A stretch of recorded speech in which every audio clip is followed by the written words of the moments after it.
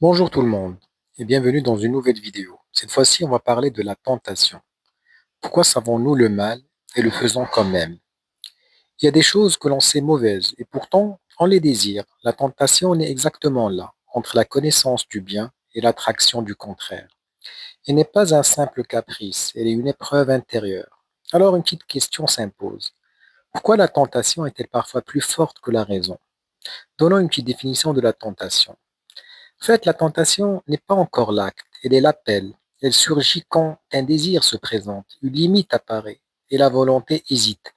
On ne parle pas de tentation que lorsqu'il y a une règle, une valeur ou une promesse à respecter. Sans limite, il n'y aurait pas de tentation. Il n'y a que l'instinct. La tentation révèle donc que l'homme n'est pas seulement désir, mais aussi conscience. Déjà, chez Platon, une question obsède la philosophie. Comment peut-on faire le mal en sachant ce qui est bien? Pour Socrate, nul ne fait le mal volontairement, c'est l'ignorance qui trompe. Mais l'expérience humaine contredit souvent cette idée, car nous savons et nous cédons quand même. La tentation montre alors que la connaissance ne suffit pas à gouverner l'action. Aristote parle d'acrasia, la faiblesse de la volonté. On sait ce qu'il faudrait faire, mais quand même, on n'y arrive pas. La tentation n'est donc pas une absence de morale, mais quelque part une certaine défaillance intérieure. Le désir promet un plaisir immédiat, la raison promet un bien lointain, et très souvent, comme toujours, le présent l'emporte sur l'avenir.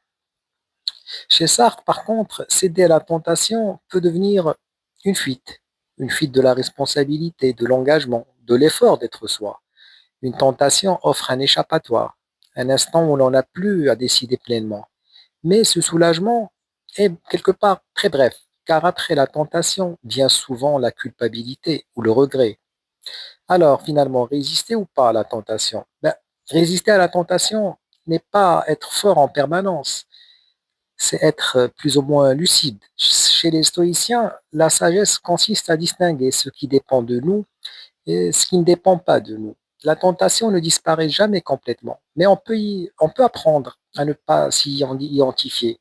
Par exemple, le désir y passe, la décision demeure. En conclusion, la tentation n'est pas une honte, elle est une condition humaine, tout à fait normale.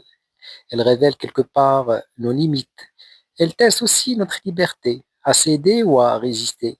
Ce n'est pas seulement une question de morale, mais de rapport avec soi. La vraie liberté n'est pas de jamais être tenté, mais de ne pas se laisser définir par ce qui nous tente. Abonnez-vous à notre chaîne Minute Philosophie pour de nouvelles vidéos.